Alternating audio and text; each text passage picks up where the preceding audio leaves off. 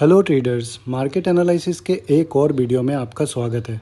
As you all know, कल का दिन नॉर्मल नहीं होने वाला। आज मार्केट में जो शार्प स्विंग्स देखने को मिले हैं वो सिर्फ प्रॉफिट बुकिंग या बाइंग की वजह से नहीं थे।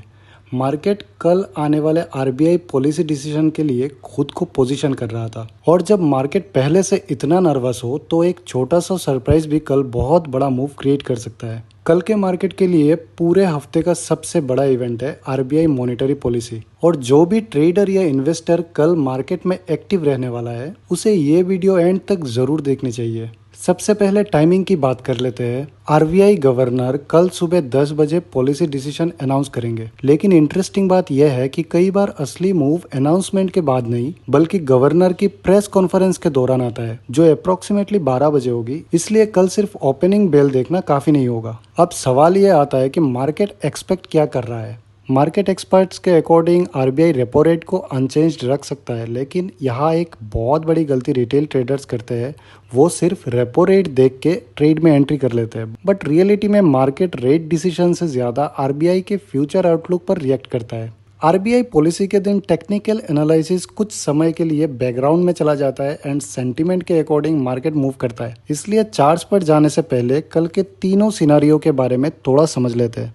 पहला सिनारियो जो बुल्स देखना चाहेगा, अगर आरबीआई एक्सपेक्टेड लाइन पर रेट होल्ड करता है और कमेंट्री पॉजिटिव रहती है तो बैंकिंग स्टॉक्स में स्ट्रॉन्ग बाइंग आ सकती है, और जब बैंक निफ्टी मूव करता है तो अक्सर निफ्टी 50 उसी के साथ ही मोमेंटम पकड़ लेता है। इस सिचुएशन में फ्रेश अपसाइड रैली देखने को मिल सकती है, लेकिन यहाँ पर एक ट्विस्ट है। कई बार मार्केट ऑलरेडी पॉजिटिव एक्सपेक्टेशन को प्राइस इन कर चुका होता है, और जब एग्जैक्टली वही रिजल्ट आता है जो सब एक्सपेक्ट कर रहे होते हैं, तब मार्केट रैली करने के बजाय प्रॉफिट बुकिंग भी कर सकता है। इसीलिए दूसरा सिनेरियो भी इक्वली इंपॉर्टेंट है।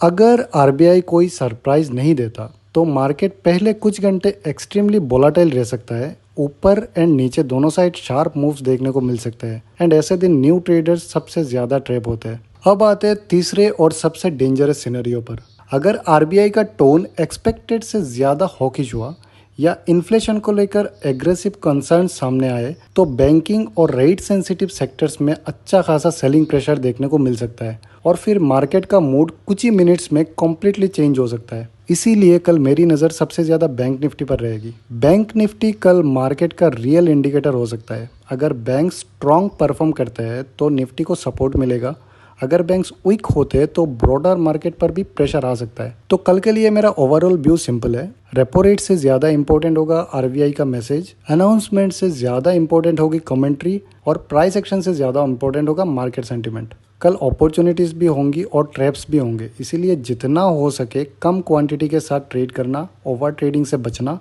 प्रॉपर स्टॉप लॉस यूज़ करना और वोलेटिलिटी को रेस्पेक्ट करना बहुत ज़रूरी होगा। कल के अकॉर्डिंग चार्ट्स पर अगर कुछ इंपॉर्टेंट लेवल्स की बात करें तो 2 दिन से निफ्टी नीचे से इस ट्रेंड लाइन का सपोर्ट लेके एंड 23,450 को रेजिस्टेंस बना के इसी पाथ के अंदर एक ट्रायंगल पैटर्न में कॉम्प्रेस हो रहा है। एंड अगर पॉलिसी अनाउंसमेंट से पहले ये इसी रेंज पे रहकर फिर ऊपर या नीचे ब्रेक करता है, तभी हम कॉल या पुट के साइड अपना पोजीशन बना सकते हैं। कॉल के लिए हमारा फर्स्ट टारगेट रहेगा 23,525, सेकेंड टारगेट होगा 23,620 एंड थर्ड टारगेट होगा 23,730। एंड अगर उससे ऊपर निकलता है देन 23,840 तक का टारगेट मिल सकता है। वही डाउन साइड में सिर्फ ट्रेंड लाइन के भरोसे हम ट्रेड पे एंटर नहीं कर सकते, क्योंकि मार्केट 2 दिन से हायर लो फॉर्मेशन बना रहा है। इसीलिए डाउन साइड के लिए 23,390 से लेके 23,370 का ये 20 पॉइंट्स का जोन ब्रेक होने के बाद ही ट्रेड में एंटर करना सही रहेगा। एंड इसका फर्स्ट टारगेट रहेगा 23,310, सेकेंड टारगेट रहेगा 23,230 एंड थर्ड टारगेट रहेगा 23,150। एंड अगर इससे नीचे स्लिप करता है मार्केट देन 23,000 तक इजीली जा सकता है। ध्यान रहे, वोलेटिलिटी में स्टॉप लॉस जाना काफ़ी कॉमन बात है, एंड सभी ट्रेड में 30 to 50 पॉइंट्स तक का ही एसएल रखे। Thank you so much for watching guys. अगर ये वीडियो आपको थोड़ा सा भी इंफॉर्मेटिव लगे then please like, share and subscribe the channel. Thank you.